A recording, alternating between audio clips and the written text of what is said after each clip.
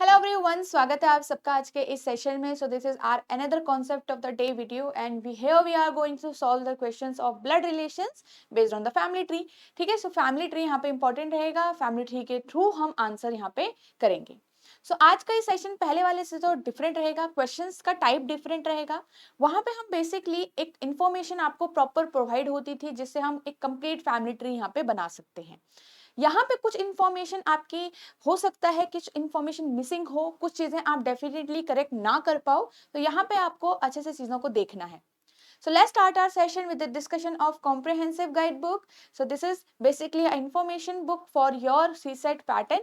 यहाँ पे आपको CSET एग्जाम के बारे में कुछ चीजें अगर नहीं पता हो या सिलेबस आपको कंप्लीट नहीं पता है, बहुत सारी चीजें, स्ट्रेटेजी अगर आपको नहीं पता है, तो आप यहाँ पे से देख सकते हैं, आप खुद से रीड कर सकते हैं जब भी आपको टाइम लगता है। You can download this guide book freely. आप यहाँ पे से, आपको वीडियो के नीचे डिस्क्रिप्शन में लिंक मिल जाएगा, वहां पे जाके आप इसको डाउनलोड कर सकते हो। Okay, so let's start our first question for today's session. So B is mother of C, who is sister of D and A. इससे पहले वाले सेशन में हमने डिस्कस किया था whenever we have who, so हमेशा who जो है वो किसकी इंफॉर्मेशन आपको बताता है, जो उसके नियरेस्ट पर्सन होता है। इट मीन्स इसमें सिस्टर कौन है, D और A की। C है सिस्टर D और A की। ठीक है, सो यहाँ पे से इस पूरी लाइन को हम एक स्ट्रक्चर क्रिएट कर सकते हैं, तैयार कर सकते हैं। B is mother of C. C, who is sister of D and A. अब D और A की सिस्टर है, इट मीन्स ये सारे क्या होंगे, सिबलिंग होंगे, और C will be the female person. इतना हमारा यहाँ पे बन गया। Next is C is unmarried. C married नहीं है। A is daughter in law of B and sister in law of D. अब यहाँ पे जो ये एंड आया है बीच में, सो ये एंड का मतलब है कि किसकी इंफॉर्मेशन दे रहा है, जो फर्स्ट पर्सन है। तो हमेशा एंड जो है वो फर्स्ट पर्सन की आपको इंफॉर्मेशन देता है जिससे वो सेंटेंस स्टार्ट हुआ है। So here the sentence is starting from E, so it means E is the sister in law of D। सबसे पहले तो आप ध्यान से थोड़ा इसको दिमाग में रखो कि C ऑलरेडी अनमैरिड है, E सिस्टर इन लॉ है D की, E सिस्टर इन लॉ है D की, और B की डॉटर इन लॉ भी है, तो आपका वो किससे मैरिड होगा, वो मैरिड होगा आपका A से। Correct. Next, E is daughter in law, तो फीमेल हो गया। अगर एक ऑलरेडी फीमेल है तो A को मेल होना पड़ेगा। Got it. नेक्स्ट देखो, which of the following statement is not correct. अब इतनी चीजों से हम क्या क्या यहाँ पे बता सकते हैं, ये आपको देखना है। ठीक है, क्या डेफिनेटली मतलब क्या इसमें करेक्ट नहीं है, करेक्ट नहीं वाला आपका आंसर आना चाहिए। सो बी क्या मदर है सी और ए की? Yes, as you can see B is the mother of C and A from the family tree. Yes. Then क्या सी सिस्टर इन लॉ है ए की? बिल्कुल। इस रिलेशन से जहां पे ए और ई मैरिड हैं, इस रिलेशन से C is the sister in law of E. Got it. Next देखिए, A is married male, A क्या है, एक मैरिड मेल है। अब सारी चीजें तो ट्रू हो गई, तो यहाँ पे क्या होगा हमारा ऑप्शन, ऑल आर ट्रू, कोई भी इनमें से इनकरेक्ट नहीं है। ओके, चलिए, so this is the answer and solution. अब देखिए नेक्स्ट क्वेश्चन है हमारा, ये हमारा प्रीवियस ईयर क्वेश्चन 2022 से है। Here we again ask that which one of the following is correct. अब आपको अगेन कुछ चीजें पता होगी, कुछ चीजें नहीं पता होगी, और यहां से आपको बताना होता है कि क्या आप 100% श्योरिटी के साथ करेक्ट कर सकते हो। तो P Q R S T U 6 members हैं फैमिली के। R is spouse of Q, U is mother of T and S is the sorry, U is mother of T and S. अब यहाँ पे इस एंड के बाद एक क्या है, आपको डायरेक्ट हेल्पिंग वर्ब नहीं दिख रही है, एक पर्सन गिवन हो रखा है बीच में, तो ये वो वाला एंड नहीं है। यहाँ पे सिंपली दो डिफरेंट स्टेटमेंट्स हैं ये, कि you is mother of T and S is daughter of you.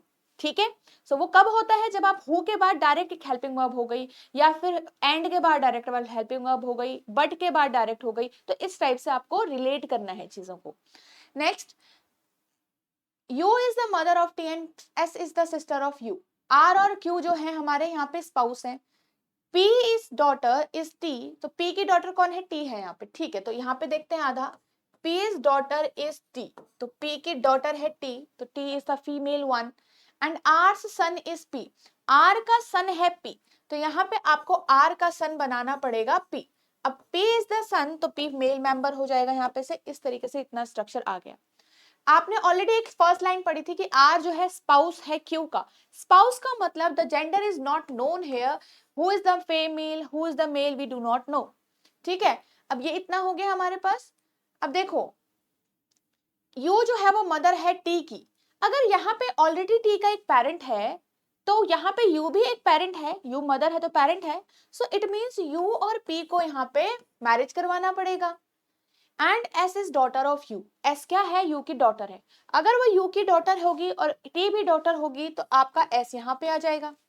तो धीरे धीरे हम एक एक स्टेटमेंट को अच्छे से पढ़ के अच्छे से समझ के फैमिली ट्री को क्रिएट करते हैं, कुछ चीजों को लॉजिकली डिराइव करते हैं दूसरे रिलेशंस के थ्रू। आगे क्या कहा गया है, there are two married couple family में दिख रहे हैं। आई थिंक हमारे कंप्लीट हो चुका है, 6 मेंबर्स भी कंप्लीट हो गए हैं हमारे यहाँ पे, तो ये स्ट्रक्चर हमारा बन रहा है। सो यहाँ से क्या इनमें से करेक्ट है तो देखते हैं। Q is the grand father of T, क्या क्यू ग्रैंड फादर है टी का, क्या आप इसको कंप्लीटली बता सकते हो? नो। क्यू क्या एक मेल है, क्या एक फीमेल है? We do not know right now. So यहाँ पे ये हमारा सही नहीं होगा। क्यू क्या ग्रैंड मदर है?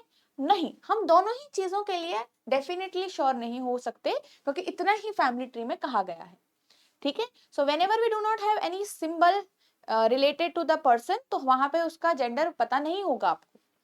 Are is mother of P, क्या आर मदर है पी की? Again no. सो यहाँ पे आर और क्यू के रिलेटेड मेल और फीमेल जेंडर का हमें कोई नोन चीजें नहीं है।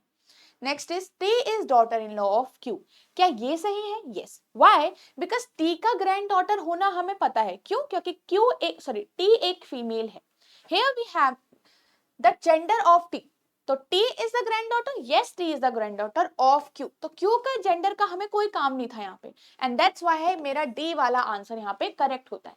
तो इस तरीके से आपको चूज करना आंसर ऑप्शंस को आना चाहिए।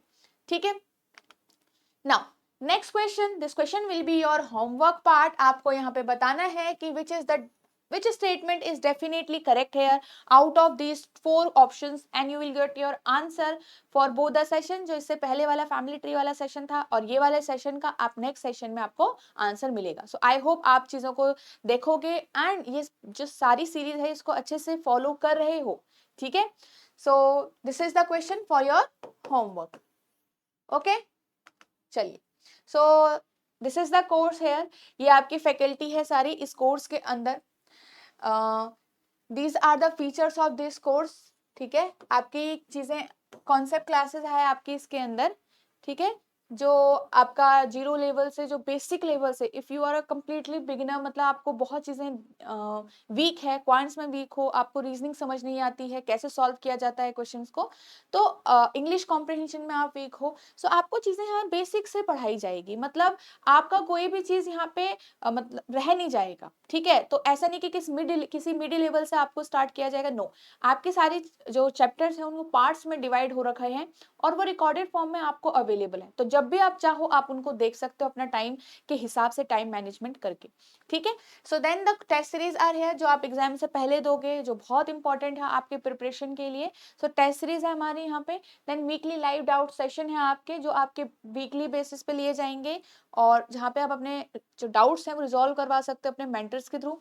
देन लाइव रिवीजन क्लासेस होती हैं जो आपके एग्जाम से पहले कंडक्ट होती हैं। सो बेसिकली जब आपका नेक्स्ट एग्जाम होगा तो उससे पहले ये कंडक्ट की जाएगी, जहाँ पे आपकी प्रिपरेशन और अच्छे से क्लियर हो पाएगी। Okay, so this is the 100 hours course, so you can go through this course or you can get the details, then you can आप चूज कर सकते हो if it will be helpful for you or not, एक चीज आप देख सकते हो। ठीक है, so if you want to know more details about the course so you can call us here.